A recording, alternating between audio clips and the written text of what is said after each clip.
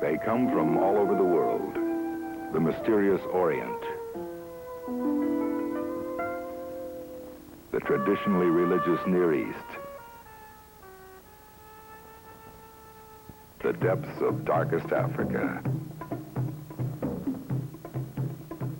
And from the equally dense South American jungle region. And some ventured from Europe's shores. They all came to Suriname, and the blending of these varied cultures has produced a land of unity in diversity.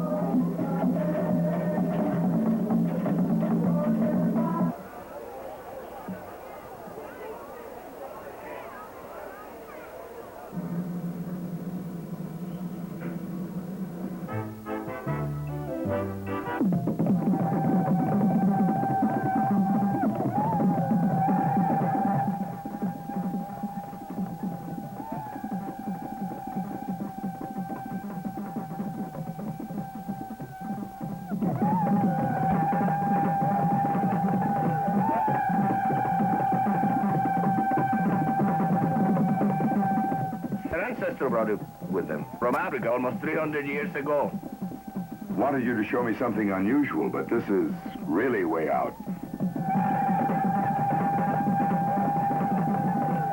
The dance Peter and I saw is one of Suriname's top tourist attractions, and I think pretty well sums up this land of contrasts. I'm settled in my new quarters now. Last week we began construction on the road which will run 107 kilometers, 70 miles, from Paramaribo to the dam site, through the thickest rainforest you can imagine. Working on the road and dam project with me is a native Surinamer, Peter. He met me at the airport, and his full name is... Peter van Ameren. How are you? Peter speaks English quite well, but the native tongue here is Dutch. Whatever language he spoke, it all translated into plain Surinamese, as I learned on our trip in from the airport.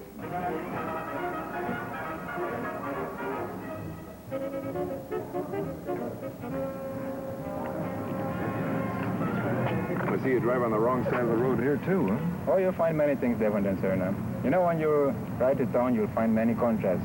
You'll see the new and modern, you'll see the old and ancient.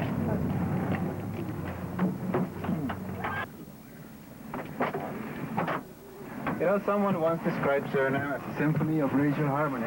Great. Have you lived there all your life? Yeah, I did. I was born here. Born here, huh?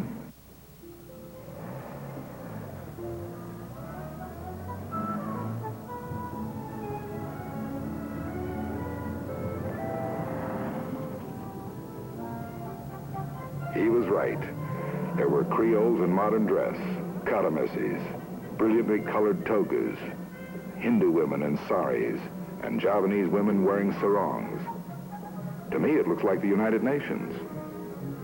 We do have many cultures here in Suriname. We're one people, seeking a better nation and a better life. Spang Makandra means working together. Spang Makandra?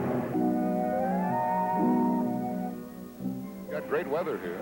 Thank you. We like it. And so did the first explorers, almost 500 years ago.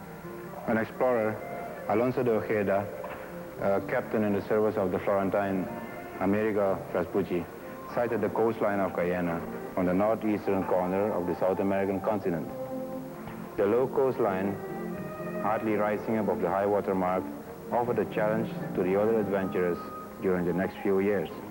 Then Spanish and Portuguese travelers came, and by the middle of the 17th century, British, Dutch, and French traders had founded several colonies and large plantations in this area, and were able to produce the type and quality of crop unlike anything ever seen or tasted in the old world.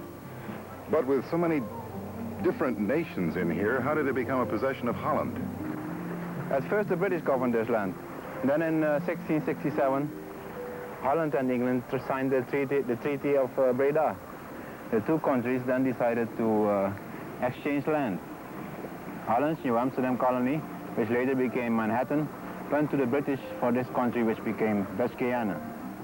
Then Dutch Guyana acquired another name, Suriname. Where did that name come from? It's said that the name Suriname came from an ancient Indian tribe, the Surinans. In Suriname, this tropical rainforest is hardly suitable for farming, but the land is fertile in yet another way. The ranges of the low mountains and hills, like the land near the coast, is rich in minerals, and one of these ores greatly influenced every citizen in this country. Bauxite, the prime reason for our good life, and it has been for several decades.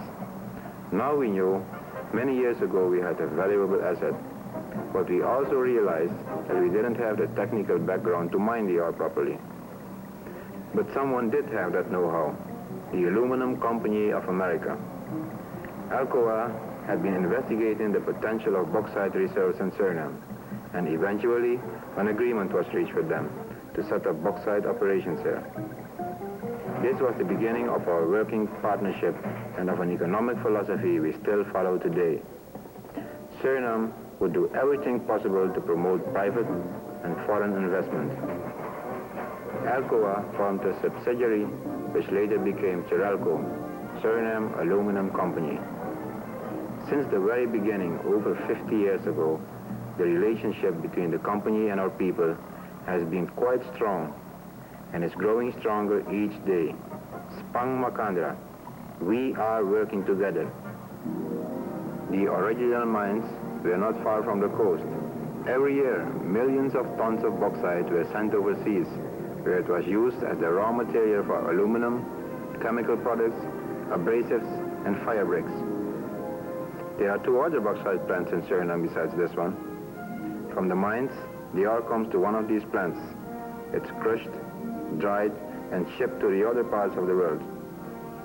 All the valuable bauxite leaves my country in this raw material form because Suriname has no method to process it. And so now you've decided to turn bauxite into aluminum in Suriname. Sure, that's why you're here.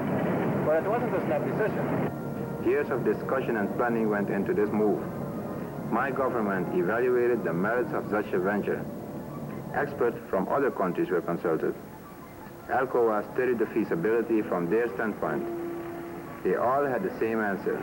Suriname would benefit economically by having the bauxite processed locally. But they all had the same question. What was it? Processing requires a large quantity of electrical energy.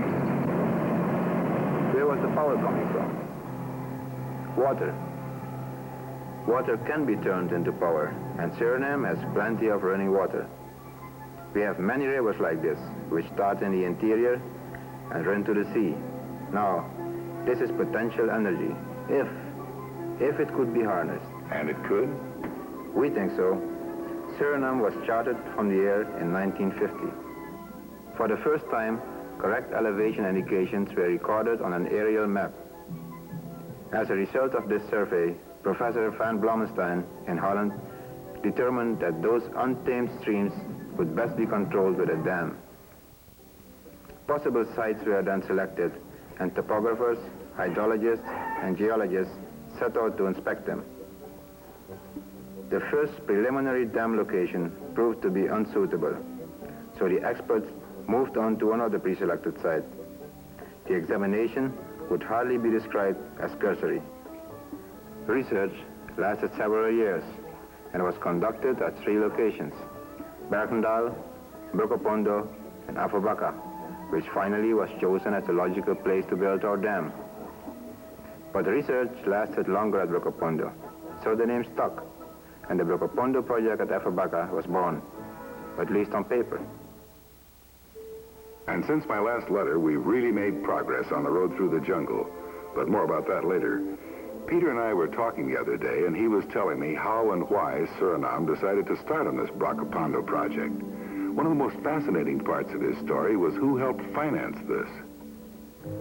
After we decided that the power plant would be beneficial, we had to find a way to pay for it.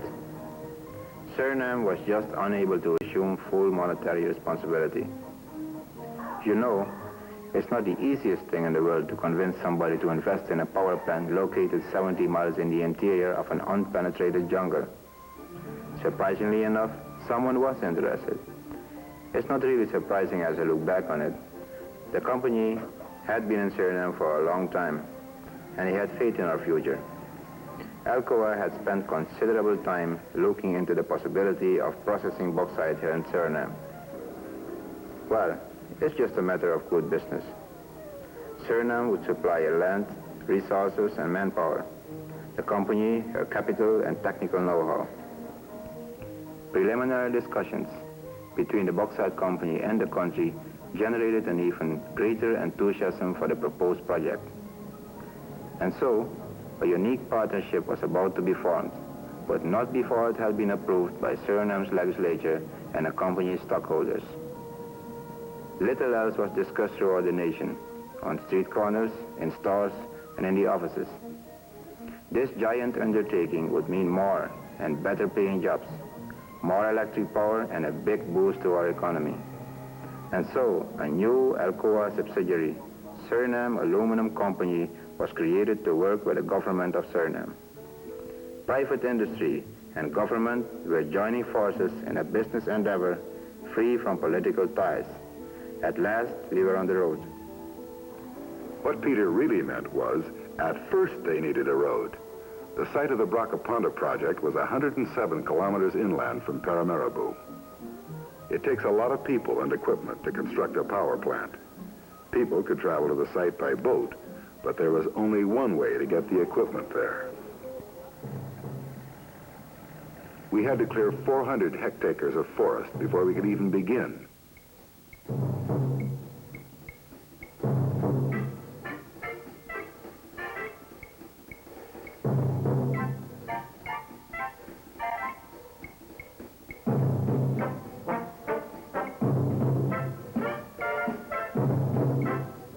Then the road body.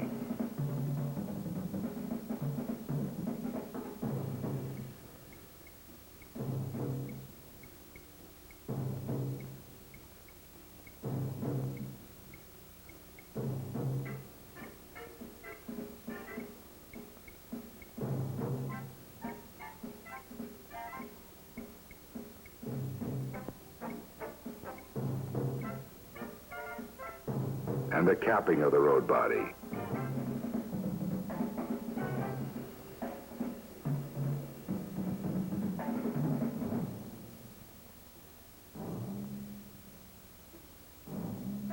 The path of the road would later be paralleled by power lines, which meant the highway had to be fairly straight.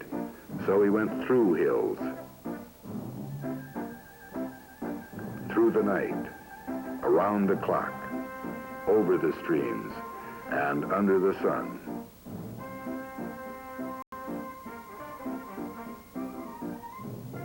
At last we reached the dam site. Well, or rather the site where the dam was to be constructed. That land had to be cleared also, but first we had to get to it. A sturdy, durable connection was needed to span the wide waters.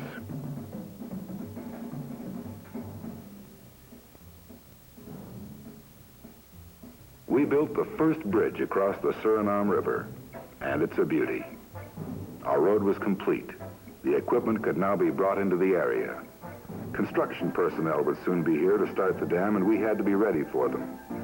On concrete foundations, we constructed barracks, kitchens, dining rooms, stores, a dispensary, and an office. At last, work could begin on the power plant. For months, I had worked side by side with Surinamers. I could see free enterprise proving itself. Every worker, without losing his individuality, had taken advantage of the opportunity to better his standard of living to the full extent of his ability. This is an experience I'll never forget.